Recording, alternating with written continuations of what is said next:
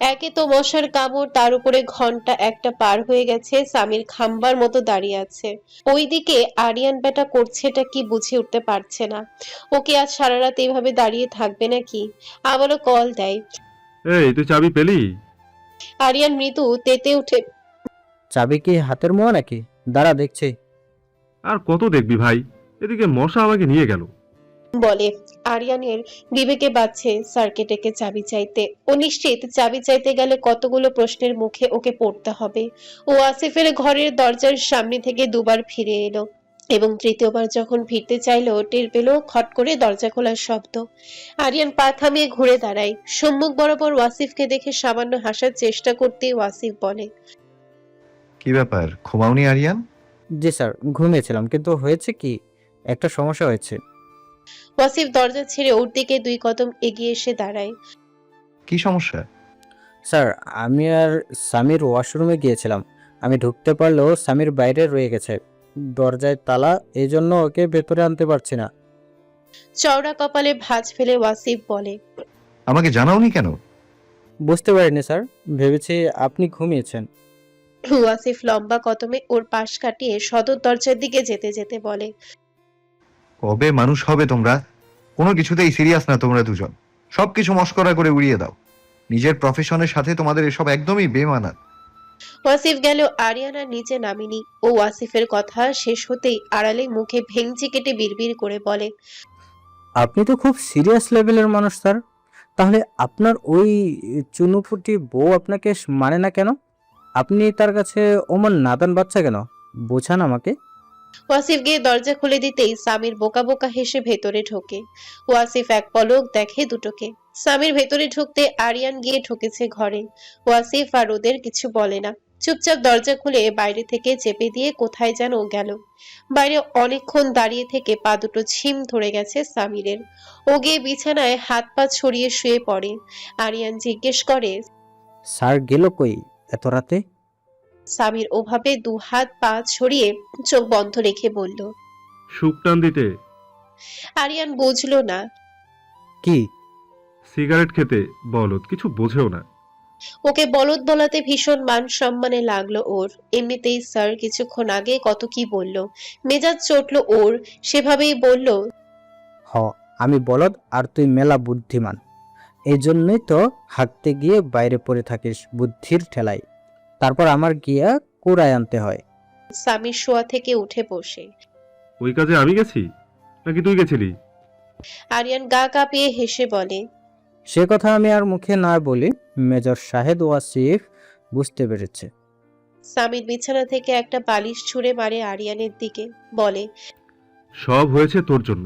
মাঝরাতে ওনারে ওয়াশরুমে ধরে। আরিয়ান পুনরায় বালিশটা সামিরের দিকে মেরে দিয়ে বলে।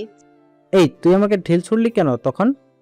সামির এবার দু হাতে জোরসে বালিশটা ওর দিকে ছুঁড়ে দিয়ে বলে, ঢিল ছুঁড়েছি, বেশ করেছি, ছুড়বই তো। কেন ছুড়বি? আমি কি তোর শালির সঙ্গে পরকীয়া জড়িয়েছি?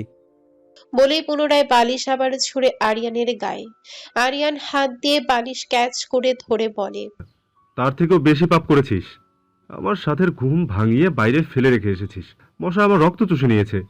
আমার রক্ত ফিরাই দিবি তুই। আরিয়ান ওর দিকে বড় আঙ্গুল দেখিয়ে বলে। এই ক্যাচ কলা দিব। সকাল সকাল এবারে 3 গিন্নি ছুটেছেন রান্নাঘরে। দোতলার কক্ষগুলো এখনো সব বন্ধ। কেউ উঠছে তো কেউ এখনো উঠে পারেনি। বাড়িতে যেহেতু 3 জন মেহমান, গা ছেড়ে বসে থাকলে তো আর চলে না। পারুল চা নাস্তার জন্য চুলো ধরিয়েছে। অন্যদিকে সামিরা সকালে টাটকা নদীর মাছগুলো কাটতে বসেছে, যেগুলো সবেমাত্র জেলে পাড়া থেকে দিয়ে গেল। শাহিনুর বেগম দ্রুত হাতে কলম চালিয়ে বাজারের লিস্ট তৈরি করছে। ওয়াসিফ গতকাল সন্ধ্যায় জানিয়েছিল অতিথিরা আজ সকালে নাস্তা করে নাকি রওনা হবে। তবে শাহিনুর জোরাজুরি করাতে সময় পাল্টে বিকেলে নিয়েছে। এর মধ্যে পারুলের চা রুটি হতেই মেয়ে লোপাকে ডেকে বলে, এগুলো নিয়ে মেহমানদের ঘরে দিয়ে আয়। লোপা বাংলা দ্বিতীয় পত্র রচনা পড়ছিল ভীষণ মনোযোগ দিয়ে। তার মধ্যে মায়ের ওভাবে ডেকে ওঠাতে ভীষণ বিরক্ত হয়। বই থেকে মাথা তুলতেই দেখে ধারা হেলে দুলে দোতলার সিঁড়ি থেকে নামছে। লোপা মায়ের দিকে ঘুরে তাকিয়ে বলে, ছোট আপা আর বড় আপাকে বলতে পারো না মেহমানদের চা নাস্তা দিয়ে আসতে সবসময় আমাকেই কেন বলো? আমি কি এবারের কাজের লোক? পারুল অমনি চোখ পাকিয়ে তাকায় মেয়ের দিকে, ঝাড়ি মেরে বলে, তুই তো ছোট, তাই ছোটাছুটির কাজ তুই বেশি করবি। ওরা তো বড় হয়েছে, একজনের বিয়ে হয়েছে আর একজনেরও হবে। ওদের কিভাবে অতগুলো পরপুরুষের সামনে পাঠাই, তুই যাবি। আমি পারবো না আম্মা, ওই লোকগুলো আমারও পরপুরুষ। পারুল কয়েক সেকেন্ড নীরব চেয়ে থাকে মেয়ের মুখের দিকে, তারপর চেঁচিয়ে বলে, দূর হ আমার চোখের সামনে দিয়ে, পেটে একটা বাচাল জন্ম দিয়েছি। যাচ্ছি, আমার চায়ের কাপটা দাও। পারুল চুলার পাশ থেকে কাঠ তুলে বলে, আয় নিয়ে যা। আরে আম্মা, মেহমানদের চা নাস্তা দাও, আমি ওইটাই চেয়েছি। সঙ্গে সঙ্গে পারুল হাতে কাঠ ফেলে দিয়ে সুন্দর করে গুছিয়ে মেয়ের হাতে তুলে দিয়ে বলে, ও ছোট আপা, আম্মা ডাকে তোমারে। বাপের জন্মে তোমার মতো বউ আমি এখনো আর একখান দেখি নাই। যার স্বামী অসুস্থ সে বউ কেমনে বেলা করে ঘুম দিয়ে ওঠে? তোমার তো উচিত দিনরাত এক কইরা তার সেবা যত্ন করা। লোপা ট্রে হাতে রান্নাঘর থেকে বেরিয়ে দেখে ধারা কলপারে দাঁড়িয়ে হাত মুখ ধুচ্ছিল। লোপা ওখান থেকে যেতে যেতে বলে, ধারা ওর দিকে চোখ পাকিয়ে তাকায়। তাতে লোপার কিছু যায় আসে না, ও সোজা চা নাস্তা নিয়ে বড় ঘরে ঢোকে। ধারা উৎফুল্ল মনে যখন রান্নাঘরে ঢোকে, ছোট আম্মা ওকে ওয়াসিফের চা নাস্তার থালাটা ধরিয়ে দেয় সঙ্গে সঙ্গে। ধারা কোনো রকম গায়ে গুঁই না করে ভদ্রমতো রান্নাঘর থেকে বেরিয়ে আসে। দোতলায় উঠতে উঠতে বেশ কয়েকটা বিস্কিট ধারা খেয়ে ফেলে, কারণ ও জানে ওয়াসিফ এতগুলো বিস্কিট কেক জীবনেও খাবে না। ধারা নাস্তার থালা হাতে গিয়ে দাঁড়ায় দরজার কাছে। দরজা ভেতর থেকে চেপে রাখা দেখে দুটো কাশি দিল, কিন্তু ভেতর থেকে সে ভদ্রলোক কিছু বলছেও না ওকে। অপরাগ হয়ে ধারা হালকা ঠেলে উকি দিয়ে দেখে বিছানা ফাঁকা, ঘর ফাঁকা। ও এবার দরজা পুরোপুরি ঠেলে ভেতরে ঢোকে। আপাতত ঘর শূন্য। ধারা এবার করলো কি, আয়েশ করে বসলো বিছানায়, নিজে নিজেকে বিড়বিড় করে বলল, ঘরে নেই তো কি হয়েছে?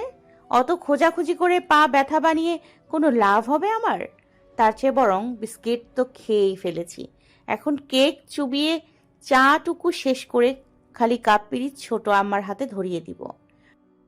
ধারা সবে এক টুকরো কেক চায়ে ভিজিয়ে মুখে দিয়েছে, অমনি ওয়াশরুমের ছিটকিনি খোলার শব্দ কানে যেতে আচমকা লাফিয়ে উঠে ঘুরে পেছনে তাকায়। কেক পুরোটা মুখে দিয়ে বড় বড় চোখ করে তাকিয়ে দেখে ওয়াসিফকে। ভদ্রলোক সবে গোসল সেরে বেরিয়েছে। গত 2 দিনের বুকের সঙ্গে বেঁধে রাখা হাতটা খুলেছে। এক হাতে তাওয়াল দিয়ে মাথা পুছতে গিয়ে ওয়াসিফের চোখ পড়ে খাটের দিকে। ধারাকে ওভাবে কেক সমেত ফুলো মুখটার দিকে তাকিয়ে বলে, আগে মুখেরটা শেষ কর, তারপর আমাকে দেখ। ধারা দ্রুত চোখ সরিয়ে খাবারটুকু চিবাতে চিবাতে বিছানা ছেড়ে উঠে বসে। চায়ের থালা হাতে তুলে যেতে যেতে বলে, চা ঠান্ডা হয়ে গেছে, নতুন করে আনছি। ধারা পাশ কেটে যেতেই ওয়াসিফ খপ করে হাতটা ধরে সামনে এনে দাঁড় করিয়ে রেখে বলে, কি সমস্যা তোর? আমি অসুস্থ মানুষ, দিন 2 হয়ে গেল বাড়িতে এসেছি, একবার উকি দিয়েও দেখার প্রয়োজন মনে করছিস না? কারণ কি?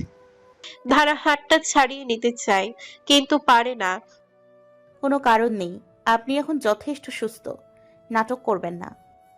বলে ওয়াসিফ ওর কথা শুনে সামান্য হেসে ওর হাতটা ছেড়ে দেয়। মাত্র গোসল সেরে পরনে একটা ট্রাউজার আর তোয়ালে দিয়ে বলিষ্ঠ বুক পিঠ অর্ধেকটা ঢাকা। আলগোছে ডান হাতে কাঁধ পেঁচিয়ে রাখা তোয়ালেটা সরিয়ে বাম দিকে ঘুরে দাঁড়াতেই ধারা ওই দগদগে ক্ষত দেখে চমকে ওঠে। অস্পষ্ট স্বরে বলে, ইস, কি অবস্থা! ওয়াসিফ পুনরায় আবারও তোয়ালে দিয়ে ঢেকে ফেলে জায়গাটা। বলে, বের হ, আমি ড্রেসিং করব। আর একটু দেখি। কি? ওইখানে। দেখতে হবে না। কেন? দেখলে কি হবে? তুই দেখলে কি ক্ষত সেরে যাবে? না, আর একটু দেখি। ওয়াসিফ ওকে আর দেখায় না, হেঁটে গিয়ে বিছানায় বসে। প্রয়োজনীয় মেডিসিন গুলো খুঁজে খুঁজে বের করে নিতে নিতে বলে, আজকের দিনের মধ্যে এই ঘরে শিফট হবি, এই কথা আরেকবার যেন আমার বলা না লাগে। ধারা স্থির হয়ে দাঁড়িয়ে থেকে উকি ঝুঁকি মেরে দেখতে চায়, কিন্তু পারে না। ওয়াসিফ ঘাড় ঘুরিয়ে তাকায় ওর দিকে। কথা কানে গেছে? ধারা কথা বলে না, ওয়াসিফ বলে, সবকিছু গুছিয়ে এই ঘরে শিফট হবি আজকে দুপুরের মধ্যে। যা এখন। তুমি তুমি স্যারের ওয়াইফ? মেয়েলি কণ্ঠস্বরে পেছন ফিরে তাকায় ধারা। ও তখন সবে নাস্তা সেরে ইন্টারের বায়োলজি বইটা খুলে বসেছে বারান্দায়। ধারা পেছনে ফিরে শশীর দিকে তাকিয়ে আছে। এই মেয়েটা এসেছে ওদের সঙ্গে, তবে এসে থেকে ভীষণ চুপচাপ ছিল। গত দিনগুলো ধারা দেখেছে, সেও দেখেছে ধারাকে, তবে সরাসরি কথা হয়নি। ধারা পাশ থেকে একটা চৌকি এগিয়ে দিয়ে বলে, বসুন আপু। শশী বসলো সেই চৌকিতে। কি পড়ছো? বই পড়ছি। শশী ধারার হাতের বইটার থেকে চোখ বুলিয়ে বলল, তুমি সবে ইন্টারে পড়ছো, তুমি তো তাহলে আমার অনেক জুনিয়র। ধারা আলতো হাসে, মুখে কিছু বলে না। শশী মেয়েটা আর পাঁচটা সাধারণ মেয়ের মতো নয়, বেশ উঁচু লম্বা, বডি ফিটনেস খুব ভালো, সেই রকম গায়ের রংটাও বেশ উজ্জ্বল। এক দেখাতে যে কেউ আন্দাজ করে নিতে পারবে উনি সরকারি কর্মী। শশীও স্থির দৃষ্টি ফেলে ছোটখাটো গড়নের ধারাকে দেখে। মেয়েটার চেহারার সৌন্দর্যে কোথাও একটা ওই বাচ্চা ছাপ রয়েই গেছে। রূপ সৌন্দর্যের দিক থেকে এই মেয়েটাকে মোটেও হেয় করা যায় না, যথেষ্ট সুন্দর আছে। এক দেখাতে যে কোনো পুরুষের চোখ পড়বেই। হঠাৎ করে শশী চৌকি ছেড়ে উঠে যেতে যেতে বলে, আচ্ছা পড়ো, ডিস্টার্ব করলাম। না না না, কোনো সমস্যা নেই, বসুন না আপু। শশী সামান্য হেসে ওখান থেকে চলে যাওয়ার জন্য পা বাড়ায়। আবার কি মনে পেছন ফিরে দেখে ধারাকে। ধারা পুনরায় বইয়ের উপরে মনোযোগ ঠেলেছে। মনে মনে শশী বলে, আমি অবাক হচ্ছি, মেজর শাহেদ ওয়াসিফ এতটুকু মেয়েকে বিয়ে করেছে। কোথায় শাহেদ ওয়াসিফ আর কোথায় এই মেয়ে? শেষমেশ পচার শামুকে পা কেটে বসলেন তিনি। ওনার সঙ্গে যায় এই মেয়ে? পড়ার পাট চুকিয়ে মা চাচিদের সঙ্গে হাতে হাত লাগিয়ে টুকটাক কাজ করছে ধারা। তখন ওর কানে আসে ছোট আম্মা ওর বড় আম্মাকে বলছে, সাবধানে যাবি, আর তোর ছোট আপাকে আমার কাছে পাঠিয়ে দে, ওয়াসিফের চাটা নিয়ে যাবে ও। বড় ভাবি ওয়াসিফের সঙ্গে একটু কথা বলে দেখবেন কিন্তু এ বিষয়ে। ছেলে দুটোকে আমার ভীষণ ভালো লেগেছে। যেহেতু ওয়াসিফের চেনা পরিচিত আর আমাদের ঘরেও বিয়ে উপযুক্ত মেয়ে আছে, আমার বড় মেয়েটার বয়সও তো একেবারে কম হলো না। লইপার বিষয়টা নিয়ে একটু কথা বলিয়েন কিন্তু মনে করে। ও কথা শুনে কাছ থেকে ধারার হাত থামে। এই কথা যদি আপার কানে যায়, ধারা নিশ্চিত ওই মেয়ে কেঁদে ভাসাবে। ধারা সেদ্ধ ডিমগুলো কোনো রকম ছুলে ওড়নায় হাত মুছে রান্নাঘর থেকে বেরিয়ে বড় ঘরে ঢোকে। লাফিয়ে ঝাঁপিয়ে দোতলায় উঠতেই টের পায় ওয়াসিফের ঘর থেকে কথার শোরগোল ভেসে আসছে। ও আরেকটু সামনে এগিয়ে ওকে দিল। দরজা খোলা, দরজা পর্দা একপাশে গুছিয়ে রাখা বলে স্পষ্ট করে দেখতে পাচ্ছে ঘরের ভেতরটা। ওর মেজাজ তখন খারাপ হলো যখন দেখলো শশী নামের মেয়েটা বিছানায় আধো শোয়া হয়ে কোলবালিশে হাত ঠেকিয়ে আছে, পা দুটো মেঝেতে ঝুলিয়ে রাখা। আরিয়ান সামির খাটের পাশে দুটো চেয়ার টেনে বসেছে। ধারা আরেকটু এগিয়ে দেখার চেষ্টা করে এই ঘরের মালিক ওয়াসিফকে, কিন্তু ও দৃষ্টিতে কোথাও ওয়াসিফকে দেখে না। এমন দৃশ্য দেখতেই একটু না বহুত মেজাজ চটে গেল ধারার। এই মেয়েকে এসে যথেষ্ট ভদ্র সভ্য ভেবেছিল, পুরুষের সামনে ওভাবে শুয়ে আছে কিভাবে? ধারা চোখে মুখে রাগ ঝুলে যখন এক হাত কোমরে চেপে ওদের দিকে তাকিয়েছিল, হঠাৎ ওর পেছন থেকে ওয়াসিফ গম্ভীর কণ্ঠে বলে ওঠে, চোরের মতো উকি ঝুঁকি দিচ্ছিস কেন? চল ভেতরে চল, পরিচয় করিয়ে দিই। আচমকা পেছন থেকে ওভাবে ওয়াসিফের কণ্ঠ শুনতেই চমকে ওঠে ধারা। তাকায় ওয়াসিফের দিকে, বলে, আমি মোটেই চোর নই, আর উকি ঝুঁকি দিচ্ছি অনেক কথা হচ্ছে তাই দাঁড়িয়েছে। কথা শেষ করে ধারা হাঁটা ধরল। ওয়াসিফ ওর ঘরে ঢুকতে যাবে তার আগেই ধারা থেমে এসে একটানে ওয়াসিফকে সরিয়ে দেয়। দরজার কাছে দাঁড়িয়ে বেশ উঁচু গলায় বলে, এই আপু, আপনি প্লিজ একটু শোয়া থেকে উঠে বসুন, এটা ব্যাড ম্যানার। ওর কথায় শশী দরজার দিকে তাকিয়ে জলদি উঠে বসে। আরিয়ান সামির চকিত ঘুরে তাকায় ধারার দিকে। ধারা আর কিছু বলে না ওদের। ওয়াসিফ ওর দিকে তাকিয়ে আছে। ধারা আস্তে করে ওয়াসিফকে বলে, যা শুধুমাত্র ওয়াসিফ শোনে, আপনি না এদের স্যার বেয়াদবি করার সাহস পায় কিভাবে? ভালো খারাপ গুণাবলী শেখাতে পারেন না? বলেই ধারা হাঁটা ধরে। ওয়াসিফের উত্তর শোনার সময় তার নেই। ওয়াসিফ এখনো ঘোরের মধ্যে। ওকে কিভাবে আচমকা টেনে সরিয়ে দিল, তারপর আবার কি সব বলে গেল। গলা খাকারি দিয়ে ওয়াসিফ ঘরে ঢুকতেই শশী বিছানা ছেড়ে উঠে আরেকটা চেয়ারে বসলো। আরিয়ান স্যারকে দেখতে পেয়েই বলল, স্যার, বিনা অনুমতিতে তো ঘরে ঢুকেছি, তার জন্য সরি। আপনাকে খুঁজছি কিন্তু পাইনি। একটু জরুরি কথা ছিল। ওয়াসিফ বিছানায় বসে এক পা ভাঁজ করে অন্য পা ফ্লোরে রেখেছে। ইটস ওকে, বলো কি বলবে। এরপর ওদের অফিসিয়াল এক বিস্তারিত আলাপ আলোচনায় বসে ওরা কজন। দুপুরে খাওয়ার পরপরই ওয়াসিফ ওদেরকে সঙ্গে নিয়ে বের হয় ওদের বাড়ির আশপাশটাতে ঘুরতে। একটু পরে ওরা তিনজনও রওনা হবে। ওরা এতক্ষণ সবাই সরু রাস্তায় একসঙ্গে হাঁটছিল। এরপর ওয়াসিফ সবার আগে, তারপর শশী হাঁটছে আর ফোন চাপছে। পেছনে পড়েছে আরিয়ান আর সামির। ওরা ইচ্ছে করে পড়েছে। সামির আরিয়ানকে কুনোই দিয়ে গুতা মেরে বলে, আরে একটু পর তো চলেই যাব। স্যারকে একটু বল ভাবির সঙ্গে পরিচয় করিয়ে দিতে। আমি পারবো না বলতে, তুই গিয়ে বল। কেন পারবি না? আরে সে স্যারের ওয়াইফ, আমরা স্যারের জুনিয়র কলিগ। তার পার্সোনাল লাইফ নিয়ে জিজ্ঞেস করাটা ভালো দেখায় না। স্যার যদি অন্য কিছু মনে করে। আরে ধুর। সামির এগিয়ে গিয়ে এবার শশীর পাশাপাশি হাঁটে আর বলে, স্যারের ওয়াইফের সঙ্গে পরিচয় হয়েছে তোমার? শশী হাঁটছে, দৃষ্টি ফোনের দিকে, বলল, হলো কখন? সকালে। ও, তোমার পরিচয় তাহলে হয়ে গেছে? আমাদের হয়নি এখনো। বাড়িতে ঢুকে পরিচয় করে ফেলো। না, ওভাবে হয় নাকি? তুই মেয়ে তাই সহজে পেরেছো। আমাদের পরিচয় না করিয়ে দিলে কিভাবে হব? শশী ফোন থেকে চোখ সরিয়ে তাকায় এক পলক সামিরের দিকে, বলে, এত ইন্টারেস্ট কেন স্যারের বইয়ের সঙ্গে পরিচিত হওয়ার? সামির ধুম করে বলে দেয়, তোমার যেমন বেশি, আমাদের অতটাও বেশি না। আমরা পিওর ভাবি হিসেবেই তার সঙ্গে পরিচিত হতে যাচ্ছি। ওয়াসিফের দিকে ইশারা করে দেখিয়ে বলে, এমন কাঠখুট্টা একটা মানুষের জীবন সঙ্গীর সঙ্গে পরিচিত হতে পারা ভাগ্য, বুঝলে শশা? ও সরি সরি সরি, শশী। নামের বিদ্রুপ করাতে সঙ্গে সঙ্গে শশী কটমট চোখে তাকায় আরিয়ানের দিকে। আরিয়ান ইতস্তত হয়ে আশেপাশে তাকিয়ে থেকে একটা ছোটখাটো মাপের শশা খেতে ছোট মাপের শশা ঝুলে থাকতে দেখে বলে, শশী, শশা খাবে? তোমার শশা তুমি খাও, গাছ ধরে ঝুলে থাকো। কথা শেষ করেই দ্রুত পা ফেলে হাঁটা দেয় শশী। সামির অবাক ভঙ্গিতে শোধায়, উচিত কথা কওনি যায় না এই দুনিয়ায়, সাক্ষী বেজার হয়। মাগরিবের ওয়াক্ত শেষ হতেই সন্ধ্যার নাস্তা খেয়ে পড়তে বসেছে ধারা। ওয়াসিফ সেই বিকেলে ওদের এগোয় দিতে বেরিয়েছে, এখনো ফেরেনি বাড়িতে। পড়তে পড়তে বই থেকে মনোযোগ কেটে গিয়ে ভাবতে বসে ধারা।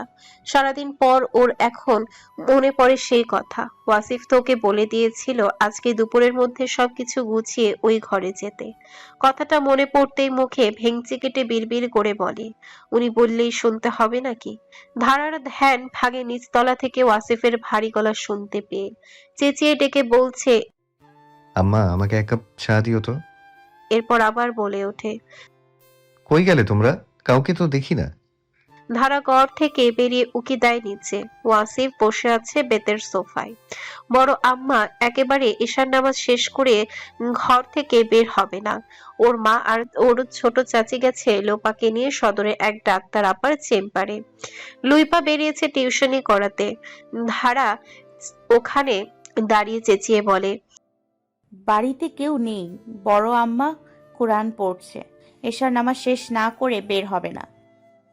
সঙ্গে সঙ্গে ওয়াসিফ মাথা ঘুরিয়ে তাকায় দোতলায়, বলে, তুই আছিস কি জন্য? এক কাপ চা করে দিয়ে যা। ধারা স্পষ্ট করে জানায়। আমার পড়া আছে। বলে ধারা ঘরে ঢোকে। ওয়াসিফ ওর দিকে সরু চোখে তাকিয়ে বলে। ও আচ্ছা। ততক্ষণে সোফা ছেড়ে ওয়াসিফ সোজা উঠে দোতলায়। পেছনে কারো কদম পেতেই ধারা ঘুরে তাকায়, দেখে রুমে ওয়াসিফ এসেছে। ধারার পাশ থেকে আরেকটা চেয়ার ঘুরিয়ে মুখোমুখি বসতে বসতে ওয়াসিফ বলে, দেখি বইতে কি পড়েছিস আর কি পড়ছিস হিসাব হয়ে যাবে। ধারা কপালে সূক্ষ্ম ভাঁজ ফেলে ওয়াসিফকে দেখে। ওয়াসিফ একে একে ওর বই খাতাগুলো টেনে নিয়ে খুলছে, দেখছে, ঘাটছে। বুদ্ধিমতী ধারা বুঝতে পারে আজ আর ওর রক্ষা নেই। এই লোক এমন ভাবে এক একটা প্রশ্ন করে মাথা গুলিয়ে ফেলে যে মুখস্থ বা জানা উত্তরটাই ধারা ভুলে যায়। মনে মনে ধারা নিজেই নিজেকে বকাঝকা করে, এর থেকে তো ভালো এক কাপ চা করে দেওয়া হয়েছিল। কি মুসিবতে পড়লো ও! ওয়াসিফ যখন পদার্থ বিজ্ঞান বইটা ঘেটে কিছু বলতে যাবে, অমনি ধারা মিনমিন করে বলে ওঠে, চা করে দিই? ওয়াসিফ এক পলক তাকিয়ে আবার চোখ সরিয়ে বইতে রেখে বলল। তখন চেয়েছি দিসনি, এখন লাগবে না। ভেবেছিল ওয়াসিফ রাজি হবে, যখন হলো না ধারার মুখটা চুপসে এতটুকু হয়ে গেল। ওয়াসিফ জিজ্ঞেস করে, এই চ্যাপ্টারে কতটুকু পড়েছিস?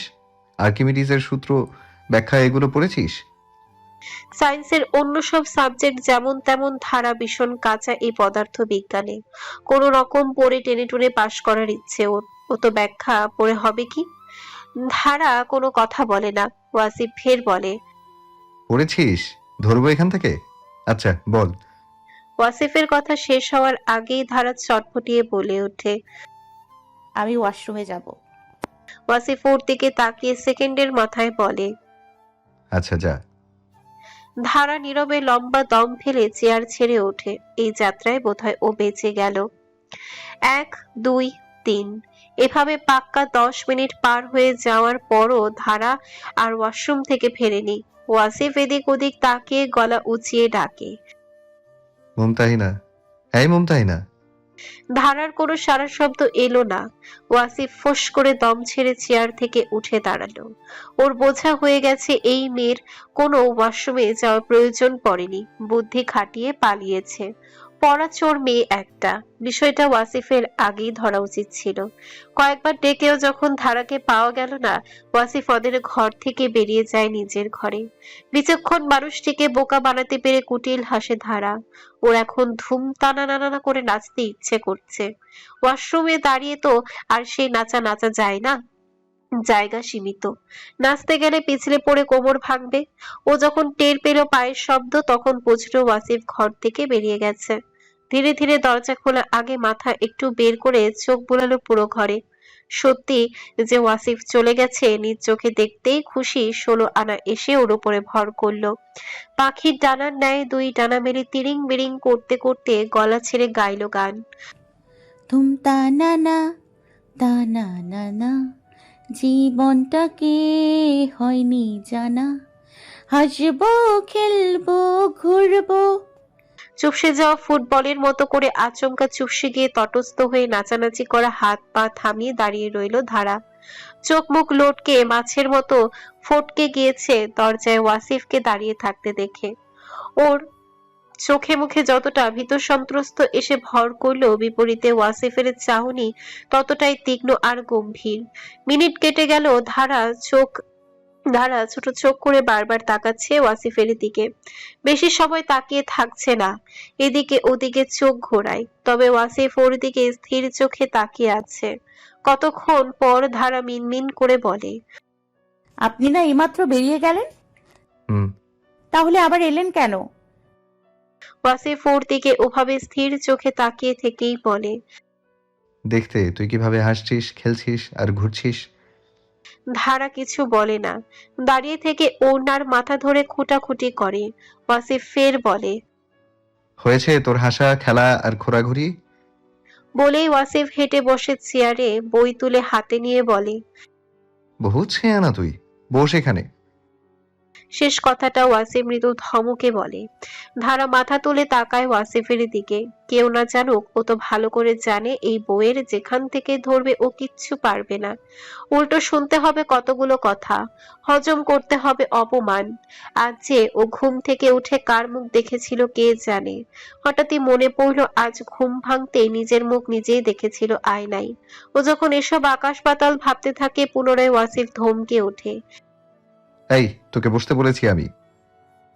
টেবিলের কোনায় খাতাটা এগিয়ে দিয়ে বলে, এই সূত্রের ব্যাখ্যা করে দে, এক্ষুনি দিবি। ধারা পিঁপড়ার গতিতে গিয়ে বসলো চেয়ারটাতে। ডান হাতে ওয়াসিফের বাড়িয়ে দেওয়া হাত থেকে কলমটা নিতে নিতে আর চোখে খাতায় দেখে প্রশ্নটা। আরেক হাত খাতাটা টেনে নিয়ে কলম তোলে সেখানে। কি লিখবে? ওর মাথা আর সামনে বসে থাকা মানুষের মুন্ডু? ও তো পারে না এই সূত্রের ব্যাখ্যা।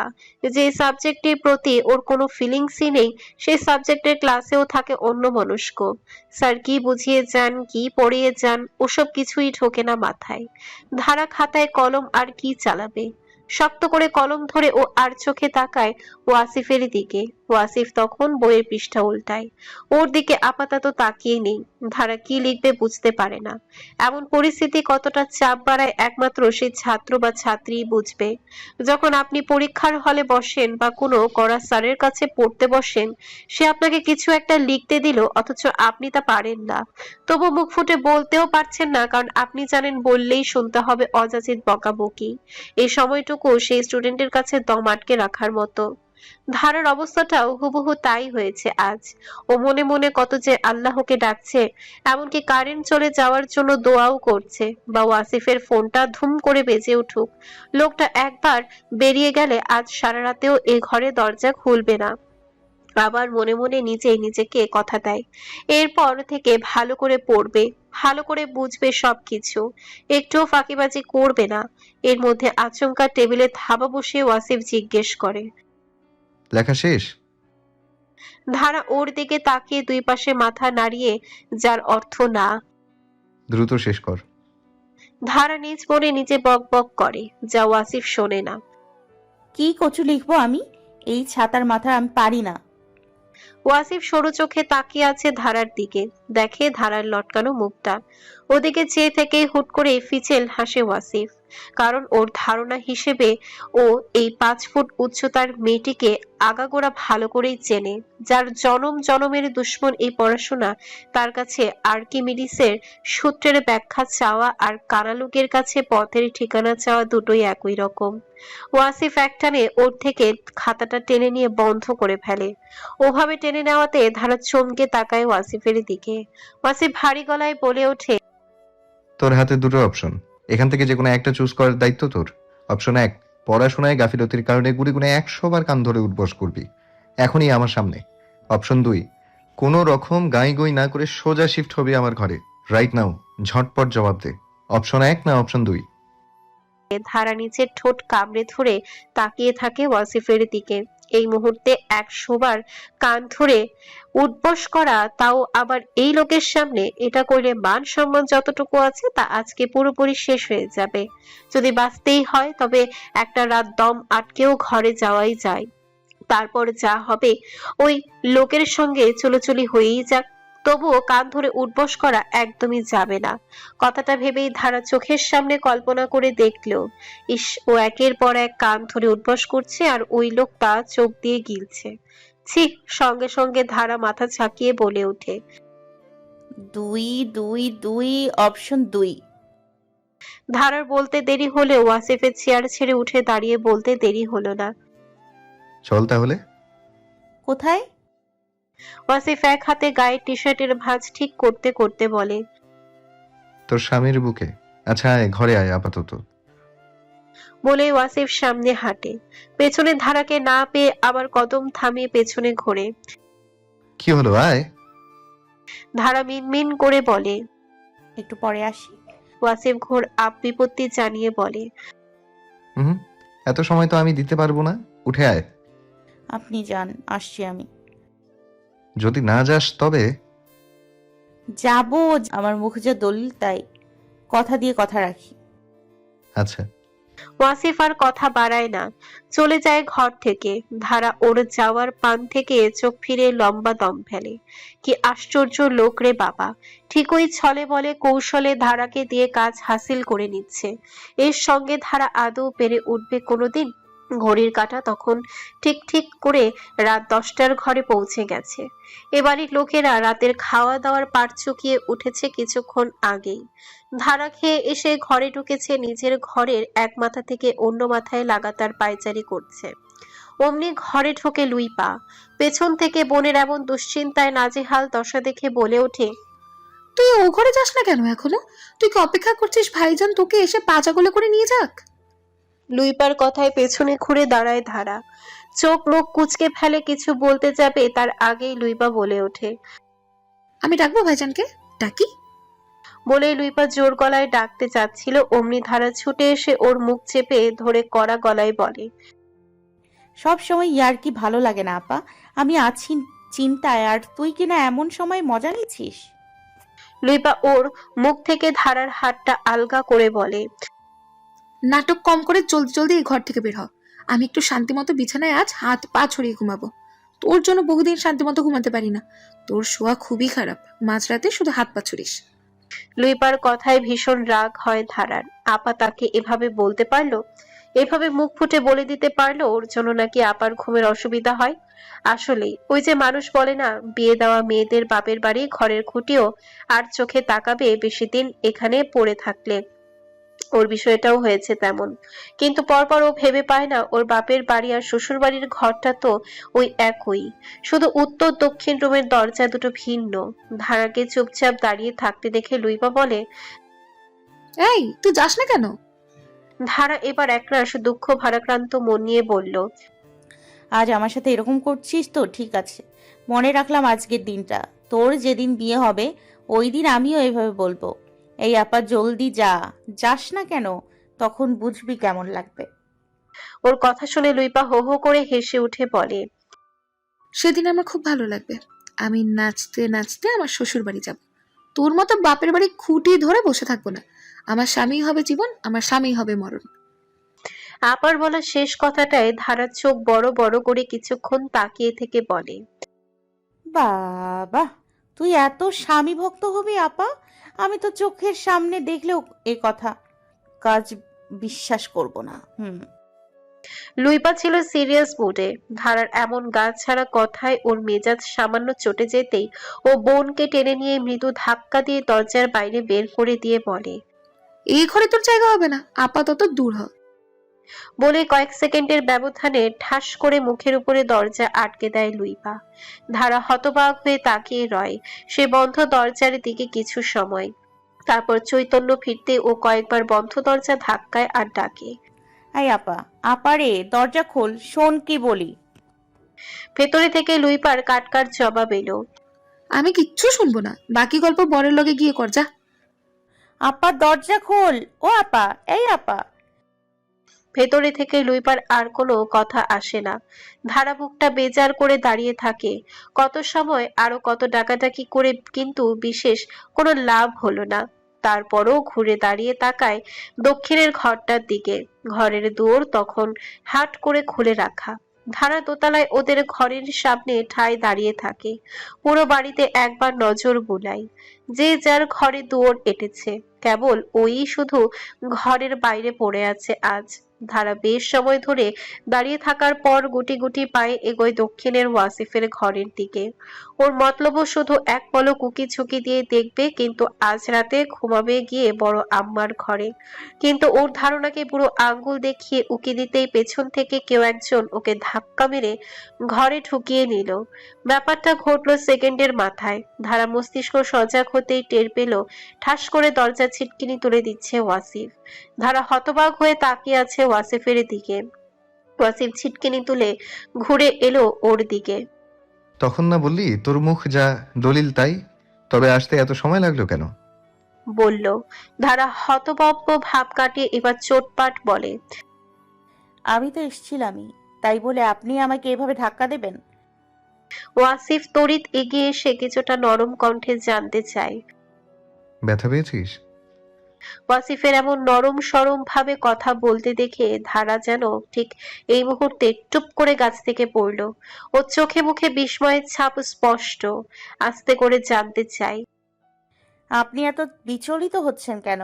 পেয়েছি পেয়েছি, আমি ব্যথা পেয়েছি, তাতে আপনার কি? ওয়াসিফ কিছুটা পেছনে সরে গিয়ে বলে, তাই তো, তাতে আমার কি? আমার তো কিছুই না। কথাটা বলতে বলতে ওয়াসিফ ওর পাশ কাটিয়ে হেঁটে যায় আলমারির কাছে। আলমারি থেকে আরো একটা বালিশ বের করে বিছানায় ফেলে দিয়ে বলে, শুয়ে পড়, বকবক করে মাথা খাস না। ধারা ওর কথার পিঠে বলে ওঠে, আমি শোবো না। ওয়াসিফ জানতে চায়, তাহলে কি করবি? আপনি কি জন্য এই ঘরে ডেকেছেন তাই বলুন। আপনি বলা শেষ করুন, তারপর আমি চলে যাব। কোথায় যাবি? আমার ঘরে। তোর ঘর কোনটা? কেন? যে ঘরে আমি আর আপা এতকাল থেকে এসছি, ওটাই তো আমার ঘর, আমার রুম। ওয়াসিফ ওকে চেতাতে তাচ্ছিল্য করে বলে, মেয়ে মানুষের আবার নিজের ঘর হয় নাকি? মেয়ে মানুষের জন্য তার স্বামীর ঘর ছাড়া পরবর্তী আর কোনো ঘর নেই। কথাটা বলে ওপাশে মুখ গড়িয়ে সামান্য হাসে ওয়াসিফ। এবার এই মেয়ে চেতে যাবে, সঙ্গে সঙ্গে হলোও তাই। ধারা তেতে উঠে বলল, আপনার মতো শিক্ষিত মানুষ এসব কথা বলে কিভাবে? আপনি কি নারী বিদ্বেষী? মেয়ে মানুষের নিজের বাড়ি ঘর হবে না কেন? একসময় সেও পড়াশোনা করে নিজের পায়ে দাঁড়িয়ে ঘর বানাতেই পারে। ওয়াসিফ তাকায় ওর দিকে। মুখের সেই হাসিটা এখন নেই, চিরচেনা গম্ভীরতাটুকু এসে ভিড় করেছে মুখে। বলল, আমি নারী বিদ্বেষী হলে কি তোকে বিয়ে করতাম? তাহলে কাকে করতেন? আপনার মতো আরেকজন পুরুষকে? ওর এমনতর কথা শুনে ওয়াসিফ হা হলো বটে। ধারা চোখ পিটপিট করে ওয়াসিফের দিকে তাকিয়ে আছে। ওয়াসিফ বলে, তোর মাথায় কি সমস্যা? না। ওয়াসিফও কথার প্রসঙ্গে না গিয়ে বলল, চুপচাপ ঘুমা, বালিশ দিয়েছি। আমি এ ঘরে ঘুমাবো না। তুই কি চাচ্ছিস এখন? এই মাঝরাতে এখন তোর উপর আমি চেঁচিয়ে সবাইকে জানাই আমাদের ম্যারিড লাইফ ভালো যাচ্ছে না? যেই না ম্যারিড, তার আবার ম্যারিড লাইফ। ধারা কথাটা বিড়বিড় করে বলল, যার বলে ওয়াসিফ শোনেনি, জিজ্ঞেস করে, কিছু বললি? না। আচ্ছা শুয়ে পড় তাহলে, রাত অনেক হলো। কথাটা শেষ করে ওয়াসিফ ড্রয়ার থেকে কিছু একটা পকেটে ঢুকিয়ে বারান্দায় যেতে যেতে বলে, আমি এসে যেন তোকে জোরে থাকতে না দেখি, ঘুমিয়ে যা। মেজর সাহেব, আপনি সত্যি সত্যি এসছেন নাকি আমি ভুল কিছু দেখছি? ঘুমায়নি ওয়াসিফ। আধো ঘুমের মধ্যে এক ঝটকায় ওকে ঘুরিয়ে শুয়ে ঘাড়ে মুখ ডুবিয়ে রেখেই বলে, সত্যি এসেছি, শুয়ে দেখো আমাকে। বুঝবান ধারা এবার অবুজের মতো কেঁদে শক্ত করে জড়িয়ে ধরে মানুষটাকে। অস্পষ্ট স্বরে বলে, আমি চলে আসার পর মিস করছিলেন আমাকে? ওয়াসিফ মাথা তোলেনি। গলা থেকে এখনো ওভাবে মুখ গুজে ক্ষণে ক্ষণে আদর ছুঁয়ে দিতে দিতে বলে, খুব মিস করেছি। মিথ্যে কথা। মিস করলে আমাকে কল না দিয়ে আপনি থাকতেই পারতেন না? মাত্র 2টো কল দিলেন, আর কেন দিলেন না? কল দিয়ে সময় নষ্ট করার প্রয়োজন মনে করিনি, চলে এসেছি। ধারা আরো শক্ত করে জড়িয়ে রাখে মানুষটাকে, এমন ভাবে রাখে যেন ছেড়ে দিলেই লোকটা পালিয়ে যাবে বহু দূরে। ওর আবার মন খারাপ ছুঁয়ে যাবে। ও চায় না মানুষটা থেকে কোনো দূরত্ব রাখতে। ওয়াসিফ ডাকে, মুমতাহিনা, জি। ভালোবাসো আমাকে? এমন নরম কণ্ঠ, এমন কোমল কথা শুনে ফুপিয়ে কেঁদে উঠে ধারা। বলে, ভালোবাসি, আমি ভালোবাসি আপনাকে মেজর সাহেব। কবে থেকে? আজ থেকে, আপনার থেকে দূরত্ব বাড়িয়ে চলে আসার পর থেকে। দীর্ঘ সময় পর গলা থেকে মুখ তুলে চাইল ওয়াসিফ। হাত দিয়ে বউয়ের চোখের পানিটুকু মুছে দিতে দিতে বলে, তোমার এই ভালোবাসাটুকু আমার জন্য আজীবন থাকুক মুমতাহিনা ধারা। আমি তোমাকে তোমার চাইতেও বেশি ভালোবেসে প্রমাণ করে দেখাবো মেজর শাহেদ ওয়াসিফও ভীষণ ভালোবেসে আগলে রাখতে জানে তার বউকে। কিছু সময় চুপ থেকে ওয়াসিফ পরম আবেশে ঠোঁট ছোঁয়ায় বউয়ের কপালে, গালে, থুতনিতে। বলে, এই কটা দিন মন দিয়ে পড়বে, পরীক্ষা দেবে। পরীক্ষা যেদিন শেষ হবে আমি ওই দিন তোমাকে এসে নিয়ে যাব আবার। তুমি ছাড়া আমার ওই কটেজ শূন্য। সারাদিনের ক্লান্তি শেষে আমি শান্তি পাইনি ফিরে। আমি বুঝেছি তুমি ছাড়া আমাকে ওই শান্তি কেউ দেবে না। আমার তোমাকেই লাগবে, খুব করে লাগবে মুমতাহিনা। বিগত ঘন্টা খানেক ধরে ধারা এক ঘরেই আছে, কিন্তু ঘুমায়নি। ওর ঘুম এসেও আসছে না। ও চুপচাপ কতক্ষণ বসে রইল। ফোনে নেট অন করে ফেসবুকে মনোযোগ ঢেলেও লাভ হলো না। এবার পিঠ সত্যি সত্যি বিছানার গদি দাবি করছে। সেই ভোর সকালে উঠে টিউশন, এরপর কলেজে ওই কঠিন কঠিন সাবজেক্টের ক্লাস। সবকিছু মিলিয়ে শরীরটা বড্ড ক্লান্ত লাগছে ধারার। ও একবার বিছানা ছেড়ে উঠে বারান্দায় উকিঝুঁকি দিল, তবে বিশেষ লাভ হলো না। কিছুই দেখা যায় না। তার উপরে ওয়াসিফ উপাস থেকে দরজা বন্ধ করে রেখেছে। ধারা ঘুরে বসে বিছানায় বসে, পা দুলিয়ে চোখ ঘুরিয়ে ফিরিয়ে পুরো ঘরটাতে নজর বোলায়। কি বোরিং একটা ঘর এটা। ওদের এই বাড়ির সবচেয়ে বোরিং একটা ঘর এটাই। জিনিসপত্র সবকিছুই কেমন যেন। না আছে তাতে কোনো আধুনিক কারুকাজ, আর না আছে উজ্জ্বল কোনো রং। সবকিছুতে কেমন ম্যারে ভাব। অবশ্য তাতে ধারার কিছু যায় আসে না। এই ঘরের মালিকের সঙ্গে এমন একটা ঘরই মানানসই। আচমকা ধারার চোখ পড়ে ওয়ার্ড্রপের ওপাশের দেয়ালে কয়েকটা বাঁধিয়ে রাখা ছবির দিকে। এই ছবিগুলো তাদের পারিবারিক অ্যালবামেও অনেকবার দেখেছে ধারা। যেখানে একটা ছবি অন্যগুলোর তুলনায় একটু বড় আকারে পাঠানো। আর ওই ফ্রেমের ওরা 5 জন, শাহেদ, ওয়াসিফ, ওয়াসিফের 2 ভাই শাহিন, শহীদ, লুইপা আর ধারা। এখানে লোপা মাহিন নেই, কারণ ওই ছবিটা যখন তোলা হয়েছিল তখন ওই দুটো খুব ছোট, কোলে কোলে ঘোরার বয়স। ধারা বিছানা থেকে উঠে গিয়ে দাঁড়ায় ওই ছবিটার দিকে, হাত বাড়িয়ে ছবির ফ্রেমটা খুলে এনে নিজের কাছাকাছি রেখে দেখতে দেখতে কখন যে চোখে পানি জমে গেল টেরই পেল না। এ ছবিটা যখনকার তখন ওয়াসিফের বয়স 16, শাহিন ভাইয়ের 10, আপার 8, শহীদ ভাইয়ের বয়স 6, ধারার বয়স 5। ঠিক শহীদ ভাইয়ের ছবিটার উপরে গিয়ে হাতের আঙ্গুলগুলো থামে ধারার। এবার শব্দ করে কেঁদে ফেলে ধারা, চোখের পানিটুকু টুপটাপ পড়তে থাকে ফ্রেমটার উপর। কান্নার তোপে অস্পষ্ট ধারা বলে, তুমি অনেক বিচ্ছু ছিলে ছোট ভাইয়া। সেবার মেলা থেকে বাবার কিনে দেয়া আমার শখের মাটির পুতুলটা এক আছাড়ে ভেঙে দিয়েছিলে বলে আমার সে কি কান্না! বড় আম্মার কাছে বিচার, আর আমার কান্না দেখে বলেছিলে ওর চেয়ে ভালো পুতুল আমাকে এনে দেবে। কিন্তু তুমি কথা রাখোনি ছোট ভাইয়া, তুমি চলে গেছো আমাদের ফাঁকি দিয়ে। আজ থেকে ঠিক 14 বছর আগে ছবিতে উল্লেখিত 6 বছরের শহীদ নামের ছেলেটি সকলের অগোচরে মায়ের কোল, ভাই বোনদের ফাঁকি দিয়ে পানিতে যে ডুবেছিল, সেখান থেকে জীবিত আর ফিরতে পারেনি এই গোটা পরিবারে। 5 বছরের সেই অস্পষ্ট দৃশ্যটুকু চোখের সামনে ভেসে উঠতেই ধারা নিঃশ্বাস ভারী হয়, দম আটকে আসে। সেই থেকে সামান্য কূপের পানিও ওর কাছে এক ভয়ঙ্কর আতঙ্কের নাম। গ্রামের পরিবেশে এই 19টা বছর কাটিয়ে দিলেও সে 5 বছর বয়সের পর থেকে ধারা কখনো একটা পাও পুকুরের পানিতে ভেজায়নি। ওই পুকুর, দিঘি, খাল সবকিছু যেন ধারার কাছে এক বিরাট আতঙ্ক। পুকুর, খাল, নদীর অথই পানি দেখলে ওর মস্তিষ্ক ওকে চেঁচিয়ে জানায়, খবরদার যাবি না, তোর এক ভাইকে খেয়ে ফেলেছে এই জল। শহীদ মারা যাওয়ার পর থেকে টানা বছর খানেক ধারা ভুগেছে নানান অসুস্থতায়। ওই যে পিঠে পিঠি হলে যা হয়, একটা চোখের আড়াল হলে অন্যটা ছটফট করে। সেদিনে সেই ছোট্ট ধারাও চোখের সামনে মেনে নিতে পারেনি ঘন্টা 2 আগের জীবন্ত ভাইটাকে ঘন্টা 2 পর ভেজা কাপড়ে দমহীন লাশে দেখতে। একমাত্র ধারার জন্যই শহীদের কোনো ছবি এ বাড়িতে চোখের সামনে না থাকলেও এই একটা ছবি ওয়াসিফের ঘরে রয়ে গেছে, তাও এমন একটা জায়গায় যেখানে সহজে কারো চোখ পড়বে না। তবু আজ ধারার চোখ পড়েছে। চোখে পড়তেই সে 14 বছর আগের অস্পষ্ট দৃশ্যগুলো অস্পষ্টভাবে উজ্জ্বল হয়ে ধরা পড়ে। আচমকা খট করে শব্দ হতেই কেঁপে ওঠে ধারা, পেছন ঘোরে। ততক্ষণে ছবির ফ্রেমটা ফ্লোরে পড়ে কাঁচটা 3-4 খণ্ড হয়। ওয়াসিফ তাকিয়ে আছে ধারার দিকে।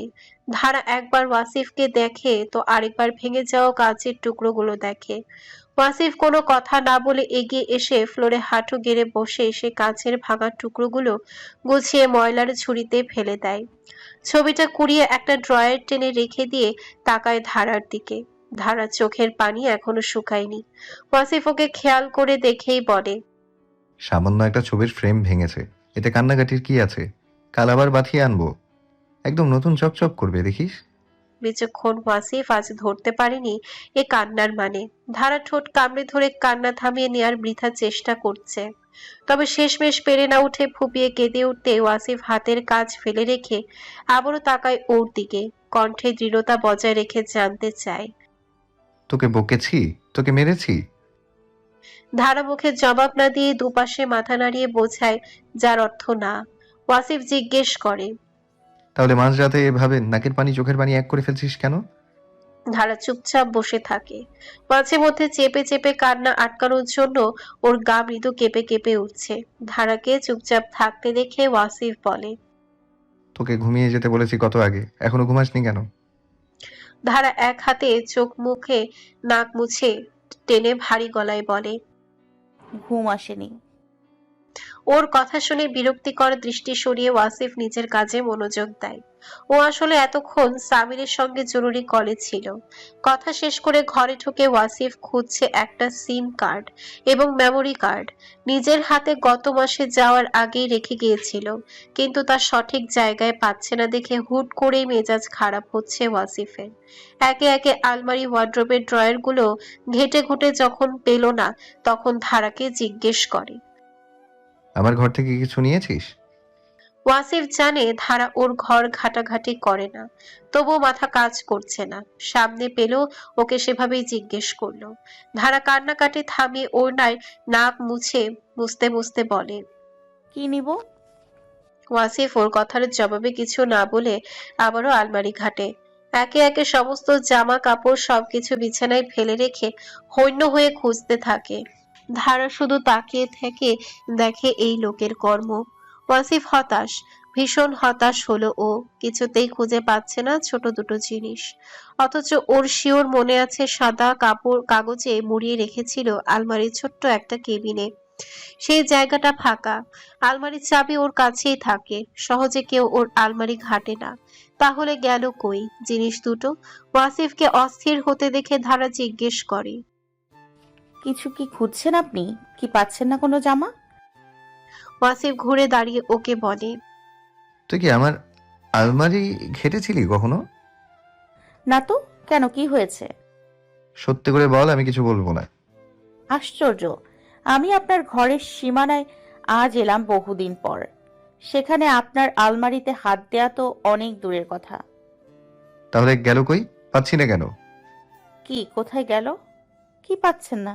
জরুরি জিনিস। আমাকে বলুন। তোকে বললে কি হবে? তুই কি ফু দিয়ে এনে দিবি? আমি কি বলেছি আমি ফু জানি? ফু দিয়ে এনে দিব? তাহলে জিজ্ঞেস করছিস কেন? আমার কি দোষ? আপনি তো উল্টো আমাকে জিজ্ঞাসাবাদ করছেন আপনার আলমারিতে হাত দিয়েছি কিনা। ওয়াসিফ স্থির হয়ে কয়েক সেকেন্ড তাকিয়ে থেকে মৃদু ধমকে বলে, 5 মিনিটের মধ্যে ঘুমিয়ে যাবি। অযথা পক পক করে আমার মাথা খাবি না। মেজাজ এক দফা খারাপ হয়ে আছে, তোর জন্য আরেক দফা খারাপ হলে বাড়ির বাইরে ফেলে দিয়ে আসবো। ধারা মিনিট খানেক চুপ থেকে বুঝলো আসলেই তার মাথা খারাপ হয়ে যাচ্ছে কিছু একটা খুঁজতে খুঁজতে। ধারা পেছন থেকে আস্তে করে বলে, লাইট বন্ধ না করলে আমার ঘুম আসবে না। আপনার যেহেতু অনেক কাজ, আপনি কাজ করুন, আমি বরং আপার সঙ্গেই ঘুমাই। কথা শেষ করে ধারা যাওয়ার জন্য সবে 2 কদম ফেলেছে, এর মধ্যে খট করে সুইচ বন্ধ হতেই পুরো ঘর অন্ধকার হয়ে গেল। ধারা বুঝলো না বিষয়টা। ও কিছু বলতে যাবে তার আগেই টের পেল একজোড়া শক্তপোক্ত হাত ওকে আষ্টে পৃষ্ঠে জড়িয়ে নিচ্ছে নিজের সঙ্গে। ওইটুকু মুহূর্ত ধারা শক্ত হয়ে রইল। ও টের পেল লোকটা নিভে আসা কণ্ঠস্বর ঠিক ওর কানের পাশ থেকে বলে উঠল, এত জ্বালাস কেন আমাকে? একটু কি ভালো হওয়া যায় না মুমতাহিনা? ধারা আর কি বলবে। ও আপাতত আকস্মিক কাজে স্থির জমে গেছে, গা শক্ত করে রইল। ওয়াসিফ ফের বলে, এমন শক্ত হচ্ছিস কেন? গা ছাড়। ধারা অস্পষ্ট স্বরে জানতে চাইল, কারেন্ট কি চলে গেছে? না, আমি লাইট অফ করে দিয়েছি। ধারা কিছু বলতে যাবে তার আগে সশব্দে ওয়াসিফের ফোন বেজে উঠতেই ওয়াসিফ ওকে ছেড়ে দিয়ে ফোনটা রিসিভ করে। ধারা কিছুটা সরে দাঁড়ায়। ঘর অন্ধকার, কিছুই দেখা যাচ্ছে না আপাতত। ওপাশ থেকে ব্যস্ত ভঙ্গিতে সামির বলে, স্যার পেলেন? ওয়াসিফ গম্ভীর কণ্ঠে বলে, না, যেখানে রেখেছিলাম পাচ্ছি না। কোনোভাবে কি হারিয়ে গেল স্যার? মনে তো হচ্ছে না হারিয়ে গেছে বলে। তবে কি স্যার চুরি হলো? হতে পারে, শিওর নই। এখন রাখো, সকালে আপডেট জানাবো। আচ্ছা স্যার। কলটা কেটে ফোনের ফ্ল্যাশ অন। ওয়াসিফ তাকায় পেছনে, 2 বার ডাকে। মুমতাহিনা, মুমতাহিনা। দ্রুত গিয়ে ঘরের লাইট অন করে দেয়। ঘরের কোথাও ধারা নেই। যা বোঝার বুঝলো ওয়াসিফ, এই মেয়ে সুযোগ বুঝে পালিয়েছে। দরজার কাছে দাঁড়িয়ে ওয়াসিফ নিজেই নিজের সঙ্গে বিড়বিড় করে বলে, এই মেয়ে কত বড় ধুরন্ধুর! এ তো আমাকে এক হাটে কিনে অন্য হাটে বেচে দেবে। পুরো ঘর তন্ন তন্ন করে যখন কোথাও সিম আর মেমোরি কার্ডের সন্ধান পেল না, ওয়াসিফ একরাশ হতাশ হয়ে বিছানায় বসলো। মুমতাহিনা যে আজ ওর কথা মেনে রইল না, এ ঘরে আপাতত এই বিষয়টা ওয়াসিফের মাথায় নেই। ওর মস্তিষ্ক ওকে ভীষণ ভাবাচ্ছে। গুরুত্বপূর্ণ কত কিছু সেভ ছিল ওতে, কত কল রেকর্ড, কত কত ইনফরমেশন। সবকিছু এক নিমিষেই এভাবে হারিয়ে গেল, বিষয়টা মেনে নিতে পারছে না ওয়াসিফ। আচমকা ফোনটা কেঁপে উঠতে ওয়াসিফ তাকায় ফোন স্ক্রিনে। শশীর তরফ থেকে মেসেজ এসেছে। স্যার পেলেন? ফোনটা হাতে তুলে এক শব্দের জবাব পাঠালো। না। সাথে সাথে শশীর মেসেজ এলো, কোথায় এমন রেখেছিলেন যে এখন পাচ্ছেন না? যেখানে রাখা ছিল সেখানে রেখেছিলাম, নসিব খারাপ তাই এখন পাচ্ছি না। স্যার বুঝতে পারছেন, ওগুলো না পেলে আমরা নেক্সট স্টেপ এগোতে পারবো না। তোমার থেকে ভালো বুঝতে পারছি, রাখো এখন, ডোন্ট ডিস্টার্ব। লাস্ট মেসেজটা পাঠিয়ে ফোনটা পুনরায় বিছানায় ফেলে ওয়াসিফ শটান হয়ে শুয়ে পড়ে বিছানায়। চোখ দুটো বন্ধ রেখে চুপচাপ কতক্ষণ শুয়ে থেকে আলগোছে মাথা ঘুরিয়ে ঘরের দরজার দিকে তাকিয়ে বলে, বেঁচে গেলি। ঝামেলায় পড়লাম বিধায় তোকে নিয়ে বেশি ঘাটলাম না। সময় তোর হয়ে খেলছে আমার বিরুদ্ধে গিয়ে। ধারা পড়েছে মহা ঝামেলায়।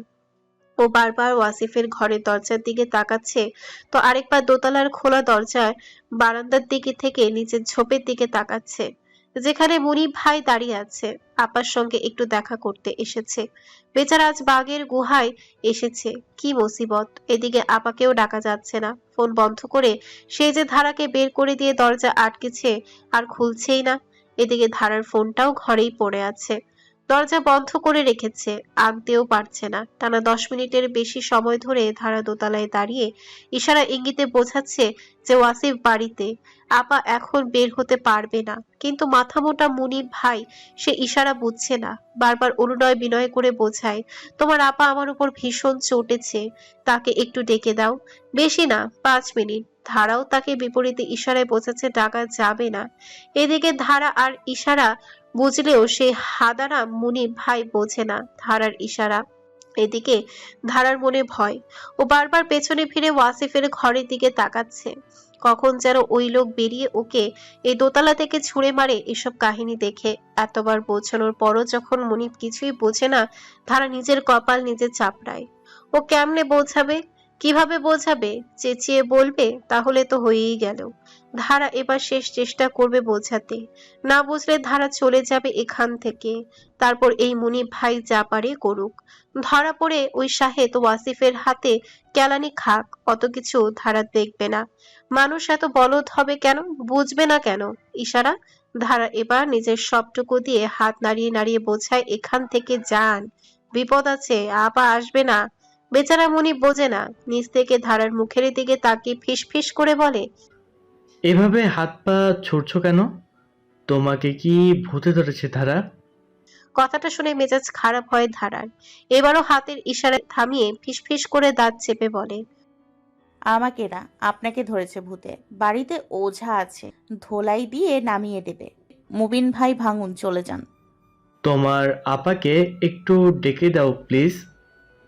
পুনরায় ও কথা শুনে এবার নিজেকে নিজের কাছে ভীষণ অসহায় লাগে ধারার। ইচ্ছে করছে নিজের মাথায় নিজে একটা বাড়ি মেরে বেহুশ হয়ে যেতে। ধারা আর বুঝবে না, চলে যাবে ওখান থেকে। এই লোক সারা রাত এখানে থাকুক, যা বলে করুক, ধারা চলে যাবে। পা বাড়াতে অমন সময় মুনিব আরেকটু জোরে ওকে ডেকে বলে, প্লিজ ধারা। সঙ্গে সঙ্গে পা থেমে দাঁড়ায়, চোখে মুখে আতঙ্ক, বুক ধকপক করে শুরু করে ঘাম দিচ্ছে গা। ওর সম্মুখ বরাবর দাঁড়িয়ে ওয়াসিফ, লোকটার চোখে মুখে সেই চিরচেনা গম্ভীরতার ছাপ। পরপর কয়েকবার ঢোক গেলে আর চোখে তাকায় নিচে। মুনিব ভাই এখনো দাঁড়িয়ে আছে। মুনিব ভাই দেখেনি ওয়াসিফকে, দেখলে ওভাবে দাঁড়িয়ে থাকার কথা না। 2 মিনিট 2 ধারা ওভাবেই দাঁড়িয়ে থাকে। ওয়াসিফ ওর সঙ্গে কোনো কথা না বলে এগিয়ে দাঁড়ায় রেলিং এর দিকে। এবার স্পষ্ট মুনিব দেখেছে ওয়াসিফকে, ওয়াসিফও দেখেছে মুনিবকে। এই সময় ওয়াসিফকে এইভাবে দেখবে এটা মোটেও মাথায় ছিল না মুনিবের। তবে ও আর 5টা ছেলের মতো গার্লফ্রেন্ডের বড় ভাইকে দেখে মোটেও ভোদৌড় মারেনি। চুপচাপ দাঁড়িয়ে রইল তার দিকে তাকিয়ে। ওদের মধ্যকার নীরবতা ভাঙে ওয়াসিফ, নিজের কণ্ঠের ধাঁচ বজায় রেখে মুনিবের উদ্দেশ্যে বলে, এটা একটা ভদ্রলোকের বাড়ি, এভাবে রাত বিরাতে দাঁড়িয়ে থেকে এই বাড়ির মেয়েদের সঙ্গে দেখা করা যায় না।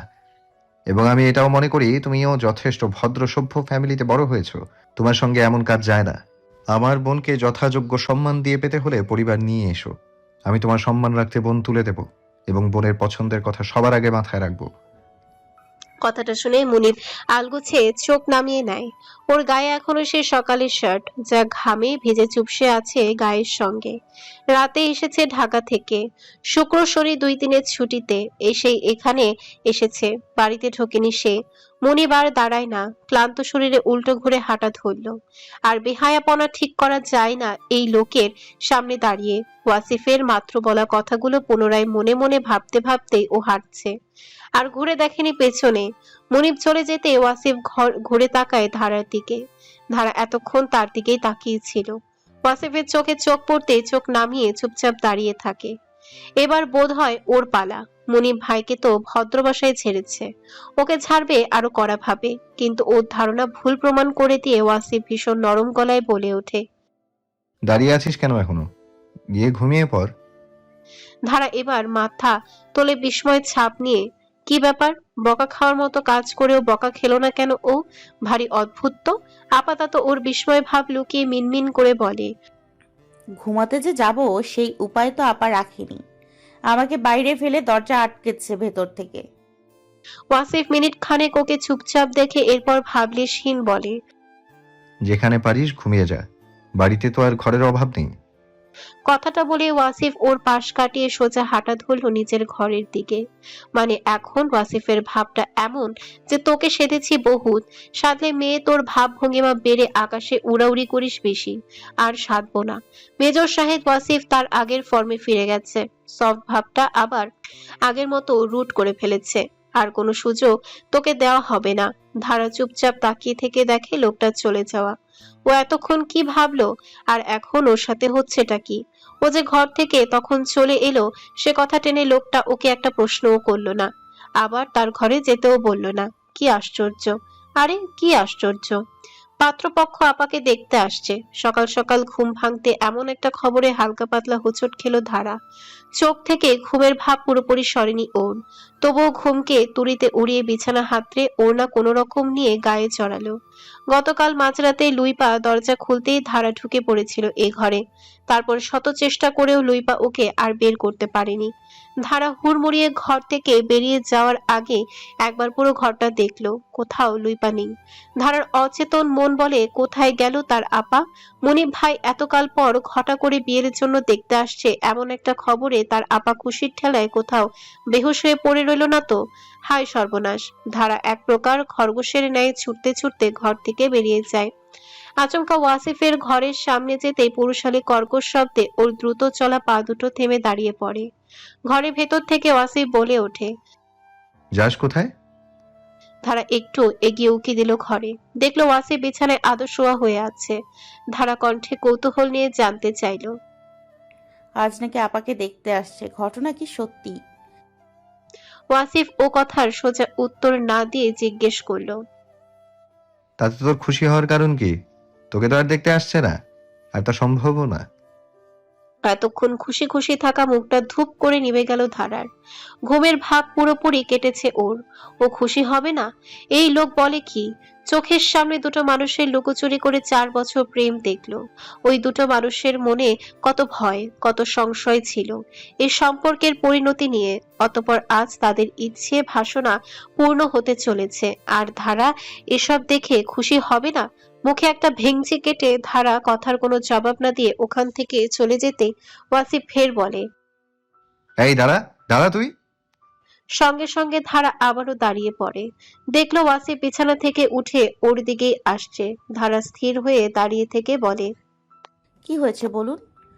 ওয়াসিফ দরজার দিকে এগোতে এগোতে বলে, ভেতরে আয়, শুনে যা। চটজলদি ধারা বলে বসে। আমি কোনো পরপুরুষের ঘরে ঢুকি না। ওয়াসিফ অবাক ভঙ্গিতে শোধায়, কি? শোনেননি? তোর কি মাথার সমস্যা? না, আমি পরপুরুষ হলে বাকিরা কি? বাকিরাও পরপুরুষ। তাহলে আমি কি? আপনিও পরপুরুষ। কথার এই পর্যায়ে এসে ওয়াসিফের মেজাজ খারাপ হয়। ও 2 কদম এগিয়ে হাত বাড়াতে ধারা দেয় ভোঁদৌড়। ওয়াসিফ দরজার কাছে এগিয়ে কটমট চোখে তাকিয়ে থাকে ওর দৌড়ে চলে যাওয়ার দিকে। দাঁতে দাঁত চেপে ওয়াসিফ বিড়বিড় করে বলে, পরপুরুষ কাকে বলে, কত প্রকার, কি কি উদাহরণ সহ বুঝাতাম। তুই পালিয়ে গেলি কেন ফাজিল? দৌড়ে ছুটে গিয়ে রান্নাঘরের পাশে দাঁড়িয়ে বুকে হাত চেপে জোরে জোরে দম নিয়ে হাফ ছাড়ে। বিড়বিড় করে বলে, আপনি আমার জন্য পরপুরুষ, পরপুরুষ, পরপুরুষ। আমি এক কথা বারবার বলবো, পারলে আপনি ঠেকান। বিকেল নাগাদ এ বাড়ি বসার ঘরে এক প্রকার হিড়িক পড়ে গেছে। মুনিবের বাড়ি থেকে 17 সদস্য মিলে দেখতে এসেছে লুইপাকে। বসার ঘরে এক রত্তি জায়গা ফাঁকা নেই। বাড়ির 3 গিন্নি মেহমান আপ্যায়নে ছোটাছুটি করছে। এ ঘর থেকে রান্নাঘর, রান্নাঘর থেকে বসার ঘর। বাড়ির 2 কর্তা বসেছে সোফায় মেহমানদের সঙ্গে। ধারা দোতলার সিঁড়ির কাছে দাঁড়িয়ে থেকে চুপচাপ দেখছে সেসব। ও বুঝে উঠতে পারছে না এত লোক এভাবে একসঙ্গে জোট বেঁধে কিভাবে মেয়ে দেখতে আসতে পারে। এটা কি বিয়ে যে সবাই বরযাত্রী এসেছে? বাড়ির গুঁড়ো থেকে বুড়ো সবগুলোকে ধরে বেঁধে নিয়ে এসেছে কি মুনিব ভাই?